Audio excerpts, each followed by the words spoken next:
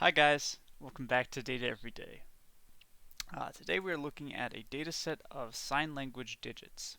So they're actually images, and they're stored in a NumPy array, so we're not able to see them here. But they look like this, and they've been reduced down to 64 by 64 grayscale images, and they contain different digits between 0 and 9. So we're going to try to predict the digit based on the image. Let's hop into the notebook. We're going to use NumPy and pandas. Actually, we're not using pandas today. A mistake. Just NumPy to work with the data. And then we are using matplotlib.pyplot and seaborn just to visualize some of the data and to create plots. And then we're going to get the train test split function from sklearn, build our model with TensorFlow, and we will use the confusion matrix and classification report also from sklearn to analyze the performance of our model. Let's go ahead and import all these, and I'm going to load in the data. We're not getting it from a CSV file today. It's actually stored in a NumPy array format, so we can just get this with numpy.load. So x equals numpy.load, and I'll pass in the file path over here. And y as well we want. And note that it's a capital Y, which usually means it's a matrix rather than just a vector. So let's we open those and we can take a look at them. So X is actually all the image data. You can see there are arrays of images that have been rescaled, so the pixel values are between 0 and 1, representing grayscale intensity, where 0 is a black pixel and 1 is a white pixel. So if we look at the shape of X, we can see there are 64 by 64 images, and we have 2062 of them.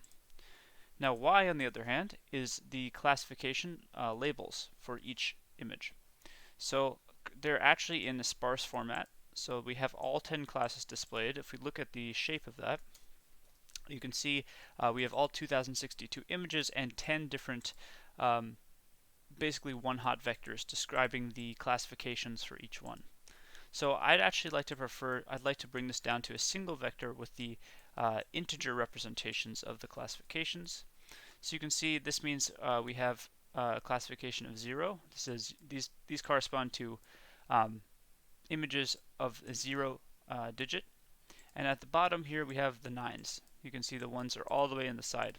So each space here represents a different possible classification. Now we can convert this into just a vector of the integer representations simply by taking numpy.argmax of y. And we want to specify along axis 1, which means we're going to go along axis 1, which is the column axis here, and we're going to find the argmax for each of these.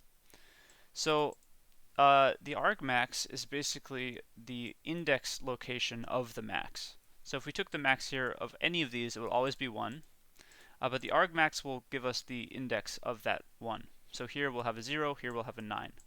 So if we take this, you can see it's actually going to return all of these went to 0 and all of these went to 9. So if we look at the shape of this, this is going to be a single vector of length 2062 that contains all of the classification labels as integers. So what I'd like to do is store this guy, not the shape of it, store that in little y, representing a vector here. So we'll run that, and then let's get the shape of little y. Alright, so we now have our big X, which is our images, and our little y, which is our labels, and we can proceed. So before we do any training, I'd like to visualize some of the images. So we can do that with matplotlib, visualizing images. I'm just going to create a small function called visualize image. That's going to take in an image and a label, and it's going to plot it in a matplotlib plot. So we're going to assume the plot has already been created, or the figure has been created. So we're going to set the axis. We're going to turn the axis off because we don't want to see those little tick marks on the side. We'll give it a title, which is just going to be the label. And we're going to show the image using pyplot.imshow, and we'll pass in the image here. And so with this function, if we use this function on Let's say we want to use the first image in X, so we can just do X sub 0 to get the first 64 by 64 image. And we'll pass in a label as label, just to see what it does. Visualize, this is called visualize image. And you can see it actually plots the image for us. So, let's actually plot a bunch of them. So what I'm going to do is create a for loop. Well, actually, first I'll create the figure. So let's do a bunch of them, maybe like 9 of them in a 3x3 grid. So the figure size can be around 10 by 10. And then for every I in range of 9, so for integers from 0 to 9, we're going to create a new subplot in a 3x3 grid indexed by I plus 1. And this is because the subplot function requires that the lowest index must be 1 rather than 0. And then we will call our visualize image function. And so I want to pass in x sub I, but if I just do the first 9 images, I believe they're all going to be zeros. If we look back at x, or if we look at y over here, see the first ones are all zeros. So I don't want to see all zeros. So let's see, instead of passing in I'll pass in I times 100. So we'll get 0, 100, 200, 300, all the way up to 900. And that will give us a little more diversity in the images we're visualizing. And then we're going to pass in the label, which will be a y sub I times 100. So it's just the corresponding label. Maybe we can do a little better than that and pass in a text that says label is, and then add the string equivalent, string version of that label. So let's run this and see what we get. And here we go. So we can see 9 of the images, and you can see their corresponding labels. So these are zeros, these are ones, and these are twos, and then these are threes. So you can see the task that we're trying to do here. And we're going to use a convolutional neural network, actually inspired by the LeNet model proposed in 1989 by Jan LeCun. And it's a very powerful and popular convolutional neural network architecture. But before we do it, I want to pre-process just one little line that's going to do the train test split for us. So I want to create a test set that contains 30% of the images along with their labels. So for this we can use train test split. It's going to take our x and our y, and we'll specify a train size. So I'll use 70% of the images for the train set, and the other 30% for the test set. I'm also, well, this is enabled by default, but I'll just put it in there. Shuffle equals true means that it will shuffle the data before performing the split. And since the shuffle is random, I want to include a random state as well that will ensure that the shuffle is always done in the same way. Okay, and that will return 4 new sets of the data: xtrain, xtest, ytrain, and ytest. So we'll run that, and that's all we have to do for pre-processing. We can move right on to modeling.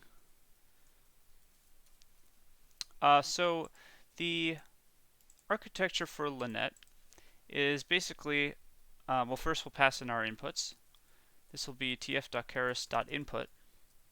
We'll specify the shape. Shape here, if we look at the dataset description, they're all 64 by 64. So it's going to be 64 by 64 by 1. The 1 is going to be corresponding to the color channel. In this case, there's only one color channel because these are grayscale images.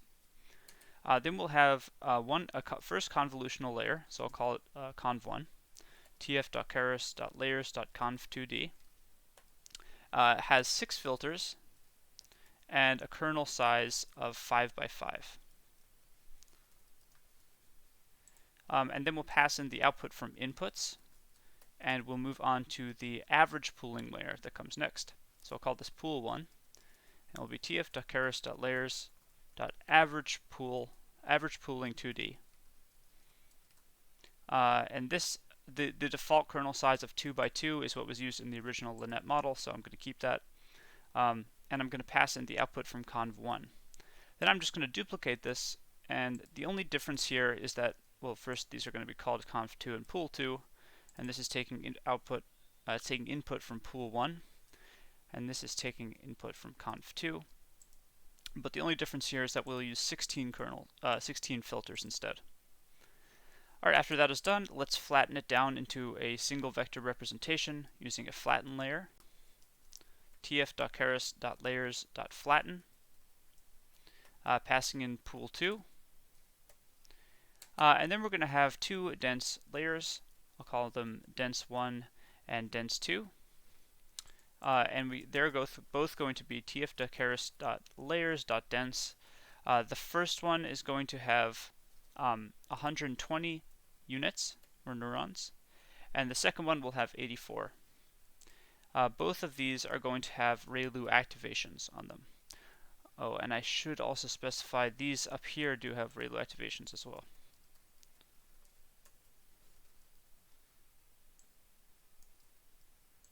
Okay. So now let's get our output, which will just be our final classification. So outputs equals tf.keras.layers.dense again. This time we will have 10 units corresponding to each class, and the activation function is going to be softmax, which will return 10 different probability estimates that all sum to 1, but where the highest estimate will be our classification. All right, and then let's create our model using tf.keras.model. This will take inputs as inputs and outputs as outputs. Okay, and we'll just print a little summary of it. Model.summary, so we can see what's happening here, and we have a problem. Oh, it should be activation. Right here. Okay. Another one. Oh, did I not pass into outputs? Yeah. So actually all of these, I have to pass in flatten to here. I have to pass in dense 1 here. And then I'm going to pass in dense 2 here. Alright, we'll run that. And you can see we start with a 64 by 64 by 1 image, which then gets converted to a 60 by 60 by 6 tensor. Then the pooling brings it down to 30 by 30 by 6. Then the next convolutional brings it up to 26 by 26 by 16. Then the pooling brings it back down to 13 by 13 by 16. And then finally all of that is flattened into a single vector, and then that is fully connected to 120 neurons, which are then fully connected to 84 neurons. And then the final 84 neurons are used in a fully connected layer to our final 10 softmax activated probability values. So let's train. So training. We're going to compile the model first. So model.compile. I'm going to use an atom optimizer. For loss, we'll use sparse categorical cross entropy. And for metrics, we'll just use accuracy, since it is multi-class. And I believe the class imbalance is not too bad. Well, if we turned... Alright, it's fine, it's fine. Let's look at the... Okay, yeah, let's train. So model.fit. I'm going to store the results from this in history so that we can access that later. And then I'm going to pass in xtrain and ytrain. And then we'll give it a validation split, 20% used for validation. We'll give it a batch size of 32. And then epochs, we'll train for 100 epochs, but not all of these will be trained for, because we'll also include a callback function, tf.keras.callbacks.earlystopping, which will basically, it will look at a value that we give it, given by monitor. In this case, we'll be monitoring the validation loss. And when it notices that the validation loss has stopped improving after a given number of epochs, given by patients, let's say 5. So if it notices validation loss is not improving after 5 epochs, it's going to stop the training, and it's going to restore the weights from the best epoch. So I have restore best weights equals true. Alright, and let's train, see how that goes. And then I want to sort of show a plot of the training loss over time. So what I'll do here is create a new matplotlib figure. Maybe I'll give it a 16 by 10 figure size.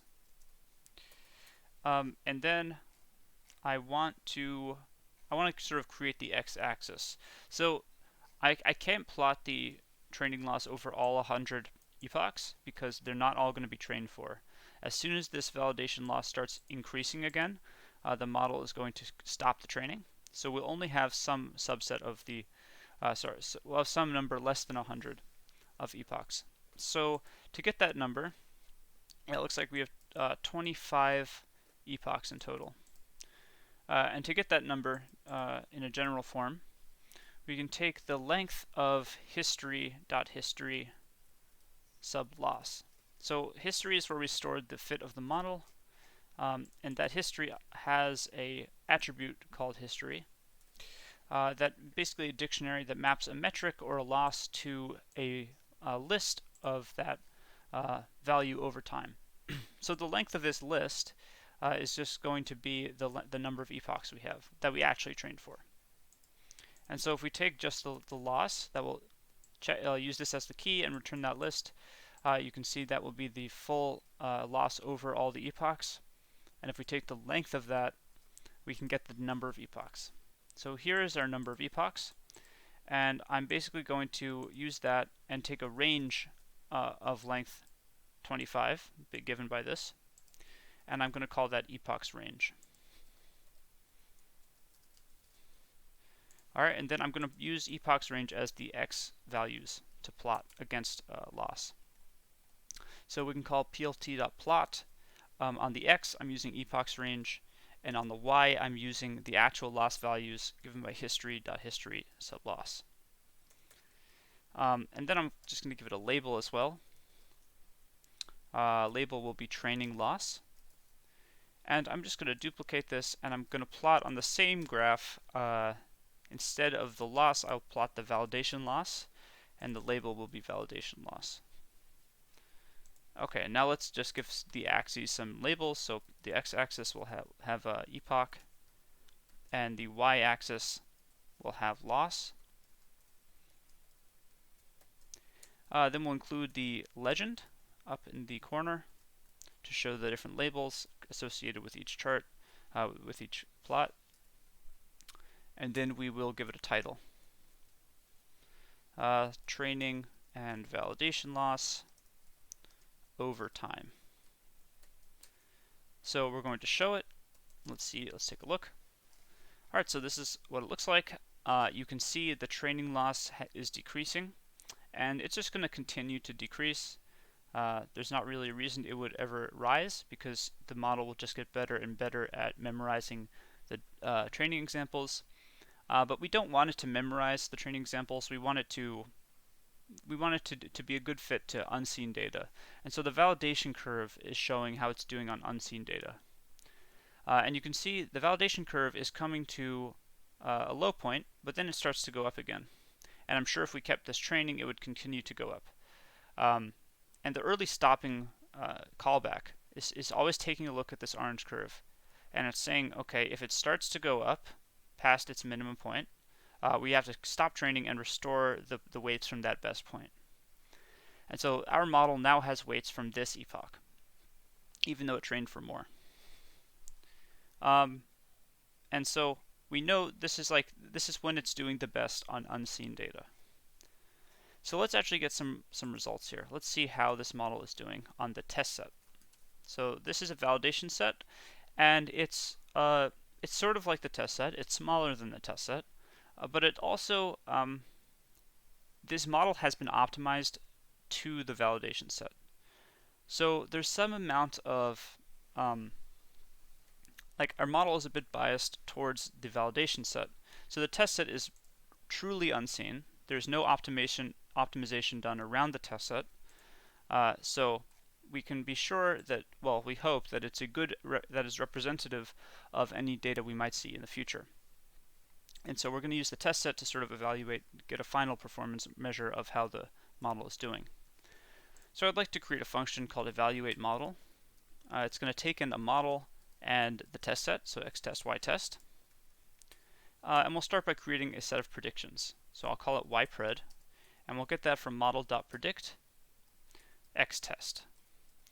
So there's one issue here. If we look at model.predict, if we want to predict on the test set, here are our predictions, but as you can see from our output, we're outputting 10 values. And so that's not actually a classification label, they're actually the probability values for each class. So what I'd like to do is get the largest one, which will be the class, it will be in the position of the class we want. So I'm again going to use the argmax function. If we do numpy.max on this, and I'm specifying over axis 1, then we'll get the, this is the highest probability that a given class had in each section. So this is a nice measure of like confidence in our classification. You can see some of these values are extremely confident. Here it was 100% confident, and then some of these are not so confident, but they were still the highest value. So but this doesn't show us the actual classifications. So by using argmax, we can get the index of this value in the arrays. So here are the classifications using argmax. You could see each classification that our model predicted. So I'm going to use this line of code down in our function. Ypred is going to be not just model predict, but the argmax of the predictions. Alright, then I'm going to create a confusion matrix, which will be, this is from sklearn. Confusion matrix takes in the true values ytest and the predicted values ypred, and then we'll also get a classification report. Classification report also from sklearn, and that also takes in the true values and the predicted values. Alright, now I want to get the accuracy on the test set. So I'll call that acc, and we'll get that from model.evaluate. So evaluate will return whichever metrics and loss we're using. So it will return, in this case, 2 values, because we only had loss and accuracy. So it will return the loss on the test set and the accuracy on the test set. And I'm only really interested in the accuracy. Maybe I'll print out the loss as well. So we'll call it results in that case. And I'll evaluate this on the test set. And I want to turn off verbose mode. And now I want to print out test loss. And that will be given by, I guess we can format this to 5 decimal places. And we can format this by passing in results sub 0. So like I said, results this will return 2 values, the loss and the accuracy. So we can get the loss from 0, and then similarly we can get the accuracy with 1. So this will be accuracy, and let's format this to 2 decimal places and display it as a %, in which case we would like to actually multiply this by 100. Alright, and then we're going to plot our confusion matrix and print out our classification report.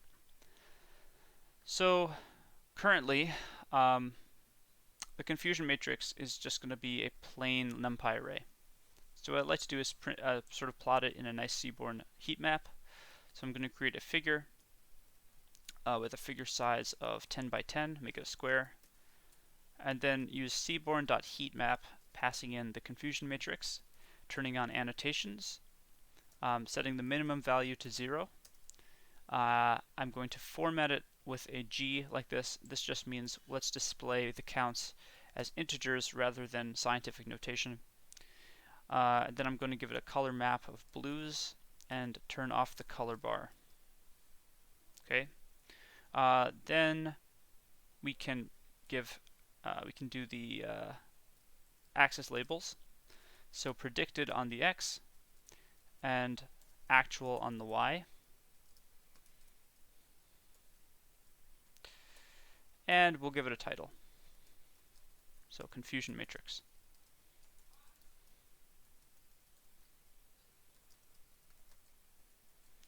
Alright, and we'll show.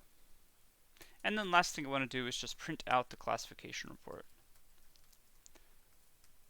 So I'll put this nice line under there and the CLR, which is the classification report.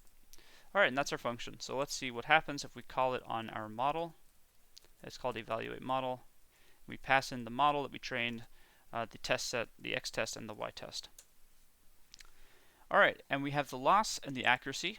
So we have 87% accuracy, and here is a confusion matrix which shows it shows our predicted values against the actual values, and it looks very good. This is a very clean fit. You can see there are some misclassifications. That will be in the upper triangular and lower triangular regions, but the diagonal is essentially the correct classifications. So these are the correct classifications in class 0, the correct classifications in class 1, all the way down to the correct classifications in class 9. And I'm looking around for any high counts in the non-diagonal entries, and I don't really see any. These are the highest, these 6s, and these are saying out of our 5 and 6 classes, we were classifying them as 2s. And that makes sense, especially in the 5 case. A 2 is just a backwards 5, so I can see why the model might think that a 5 was a 2. And then 6, not really sure why it thought it was a 2, but it's sort of similar. I guess I could see it. Alright, and then our classification report just gives us a little more information about this confusion matrix. The F1 score is sort of a general measure of how each class did. And you can see that our best classes were the class 1, which is pretty easy to distinguish, class 4, which it's not like a lot of the others, and looks like class 9 was also good. However, the classes that did not do so well were class 2, class 5, and class 6. So if you look over here, those are the ones where we had these in. So out of our 2 predictions, you can see we did not get them all in the box. Some of them are down here. And also with class 5 and 6, it looks like, well, we didn't really misclassify too many of those, but we got the actual 5s and 6s wrong by classifying them as 2. So that's why we have a lower F1 score. F1 score is a measure of both precision and recall. Precision is basically just saying how across this axis, like across this axis. So for a given class, how good are our classifications within that class, within our predictions? And recall is saying out of the actual values, how many did we get right?